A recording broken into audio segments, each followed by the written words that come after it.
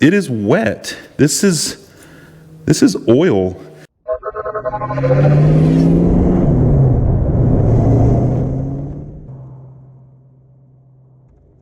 What's up guys, my name is Andy. In this video, I'm gonna be covering the reason why I pulled my motor from my 1966 Fastback. So let's dig right into it. The first thing that I noticed when I was doing the rear main seal on this motor is that the bearing cap didn't look great. It wasn't completely gone, it wasn't destroyed, but it wasn't happy. And then I even went and took the next cap off on the next, further down the crankshaft and looked at that. And again, that bearing didn't look happy either. Enough that I could run the motor until I could figure that out, what I was gonna do with it, but it really wasn't something that I needed to just let go. I needed to fix that. So I went ahead and put the motor back together and finished the video that I was doing on that rear main seal, and that was fairly early on when I had gotten this car in this setup here, and things like there's blue smoke coming out of the exhaust, the leaks and stuff that even something like this, you've got some oil there, on the breather. I shouldn't have oil coming out of that, and that's likely due to the valve seats are probably done on this thing. This motor is tired, it's old, and it's time for a refresh. So I started thinking about what I want to do with this motor. What should I do with it? Should I build this motor up? Should I just get it serviced, just get the seals and the bearings and stuff replaced and move on? And as you're building the car, you're throwing money at other parts, so this thing tends to just gets put on the back burner. And I couldn't make up my mind what I wanted to do. There's options with larger motors, things like the 351. I know that in this particular chassis, the 351 Cleveland has a hard time because the heads are so much larger, the exhaust manifolds are farther out, and with the relatively narrow engine bay that the 65 and 66 car has, it makes it difficult for things to fit. And what other options do I have? Of course, even larger motors are even going to be a bigger issue. I'm not in a position to do like that, that suspension where like the Mustang 2 suspension or other, the other brands out there that make where you can get rid of these shock towers and have everything down low with that K-member and stuff. I'm not in a position to do that right now. So the motor, going to a bigger motor, isn't something that I can do right now. So I keep coming back to what can I do with this motor? Well, as I continue to think about what I want to do, continue to work on the car, I started to notice that the oil, I was having an oil leak. And it wasn't too long after doing that rear main seal video that I was having a leak in the back, where it's typically a rear main seal, especially on these motors. Just got done doing that. I was kind of embarrassed. I definitely didn't want to do another video because I didn't want to admit that I had done something wrong or that I had, installed it incorrectly. I know that the seal is facing the right way. I got the pin knocked out of the rear main cap because this had the old rope seal. I mean, all that stuff. I took care of all that. I took it all back apart, pulled the oil pan off, pulled the cap off, looked at the seal, everything looked fine. I went ahead and put a new seal in, and then a new oil pan gasket. I like using that Felpro one-piece, gasket. Those aren't cheap. Put it all back together, and the next day it was still leaking, and I just cannot figure out why. And I actually, about a month went by, and I did another rear main seal. Just thinking maybe I'm just getting bad parts. Maybe I am doing it wrong. This is my third Mustang. I've had to do a rear main seal on all three of them, and I've never had a leak like this on those other cars, and I just cannot figure out why I'm struggling. So this car came with the rope seal. I put in a new 2-piece Felpro seal, did a second one. Now I'm on my third 2-piece rear main seal, and it's still leaking. And I'm putting all kinds of you know, that black gasket maker, that Permatech stuff all over back here, and you know how you do in the front, just to make sure there's no, I cannot figure out why this thing is still leaking.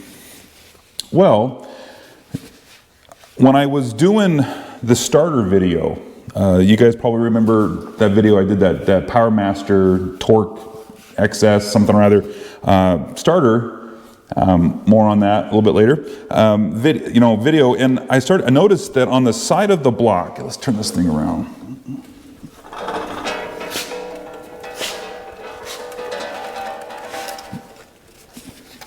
So on the side, this is the passenger side of the block, you know, the starter goes right here. You notice how it's wet right here? And it's, I mean, yes, this motor is tired and it's old, but it is wet. This is oil coming from the head gasket. It's not coming from the exhaust. It's not coming from the spark plugs. This is all dry right here. All this stuff is dry. It's not leaking from the valve cover, because it'd be running down the face of this, and this would be wet, or anywhere along here would be wet, but it's not. It's right here at the head gasket. Now, I'm sure some of you guys out there that know a lot more than I do probably know exactly what's going on here. I don't know that yet. I may find out when I pull things apart, but that is where my oil is coming from, and it's running. I mean, right here, you can just see that it's just running down the side of the block, and then it gets onto the oil pan, and it runs right around the corner to the back, and then it drips down my block plate here. In fact, you can even see I've got a drip right there. That's wet. That's coming right off of all this. This whole thing is wet right along here, and it's only on this side. It's not on the other side of the motor. And that's where my oil leak is coming from. So 3 rear main seal, so that rear main seal that I did, the rope seal that I originally took out, it needed to be replaced, so that needed to happen, but doing it 2 more times after that didn't need to happen. Look at it, it's even wet. I was just wiping oil off the oil pan right here, because this whole side is just wet in here. Anyway, so that's where my oil leak was coming from. I should also point out too that here on the back side of the passenger head, it's also wet right here, and all the way up in here, and it could be coming from up here, and it's just running around the edge. And it also, you know, it's not wet down inside here, but it is a little bit wet up inside here underneath the manifold. Again, it could be not the head gasket itself. It could be just running along the edge here. And let's see, you know, it's kind of wet, but just it really is, this is wet here. So that's, something's going on. It could be coming from the front and the back and running around the edge. It could be coming from, you know, the oil that goes through the heads down into the, I don't know where it's coming from, but I do know that it's not above the head gasket line. So now I know that I need to take the motor apart to fix the oil leak, whether it's coming from this intake manifold in the edges here or the head gasket, whatever it is. I got to take this thing apart, got to take it out of the car, and if I'm going to go through all that trouble, you know, what other options do I have? If I'm going to spend some money to do all this work, what other options are there? You know, I looked at, well, what if you buy a different motor? Well, that's going to come at a cost. But if you're going to spend the money, why not go bigger? Take this motor, what are my options? I can turn it into a 302. Well, I might as well just, for the money, I could just buy a 302 block and then start from there. So that doesn't seem to be worth it. And I'm not trying to keep numbers matching. I'm not trying to keep this all original. There's so much in this car before I got it that is not original. I'm not going that way with this car anyway. That's not the build that I want to have. Anyway, so, okay, well, what else can I do with this block? Well, I could punch it out to a 331 stroker. That's a real popular option for these cars, for these motors. What else can you do? Well, the 347 has been, I think it was the late 90s or something like that.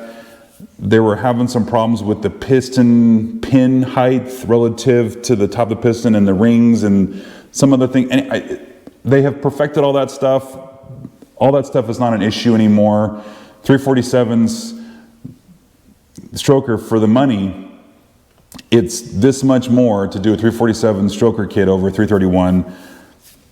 what do they say? There's no replacement for displacement, right? So I'm thinking a 347 stroker is what we do with this motor.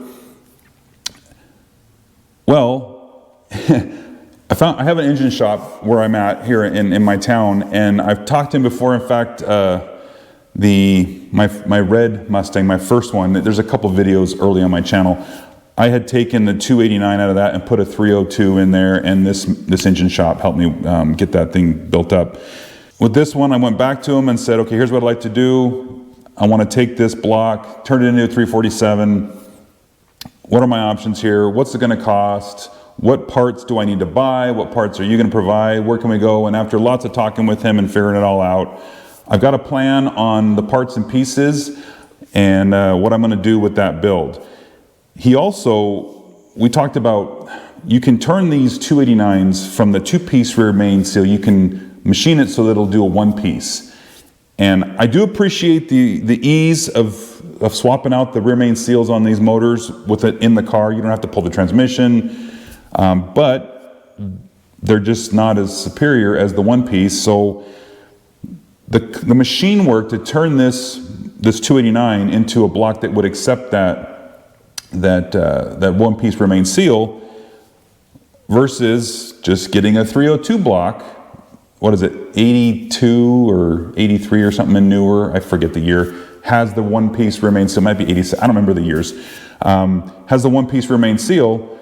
He has one of those blocks, so if I take his block that's got the 1-piece rear main on it versus machining this, I'm saving money by just buying that block from him. It's just a bare block. There's no heads, there's nothing on it, there's no internals, it's just the block.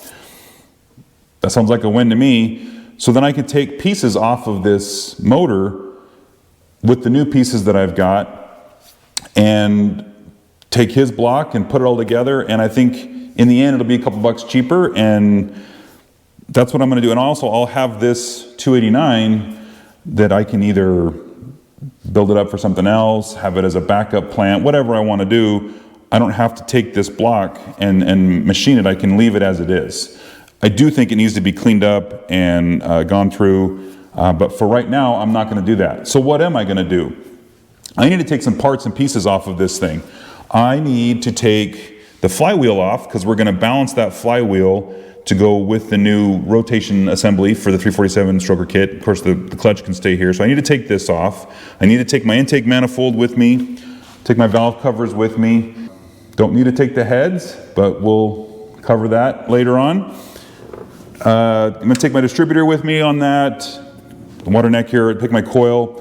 I'm going to leave the timing cover and water pump on this motor. I've got a new set for an aluminum water pump for the new build, so I'm happy about that. I do need the pulleys. I'm going to leave the harmonic balancer on here because I've got a new one for that new build. So, oh, and I think I need this bracket here for the alternator. I've got a new oil pan for the new build. So there's only a handful of things I need to take off of this block and get those parts put together in a box so I can take it to my engine guy and we can turn his 302 into a 347 instead of this 289. And so like I said, I'll just hold on to this and keep it onto the side. So that's my build, guys. If some of you may not be wild about that, some of you probably are excited. I'm excited. The horsepower numbers, this is what, 200 horse, 225, somewhere around there. You know, I've got a couple upgraded parts with the headers and the exhaust and something. 225 maybe, I don't know. But this motor is so tired, you know, with the blue smoke out the back, the leaking in the valve cover here, the leaking on the side. I mean, the bearings are not happy. This motor is just tired and it just needs to be done. So I don't think I'm making that kind of power. I'll save the horsepower numbers for the new build for another video, so we can talk about that when we get there. But I'm excited, guys, and I'm hoping you guys are excited. So I want you to stick around and you'll get to see that build. I've also got some of the things I need to do. I need to do a little bit of work on the transmission. I got to do some work inside the engine bay here, so we'll cover that. But this is all part of that phase 2 that I hinted at in a video a while back. So we'll get to it and we'll keep this thing going. So guys, if you liked the video, give me a thumbs up. And if you subscribe, I appreciate it because it helps my channel out. And we'll see you in the next one.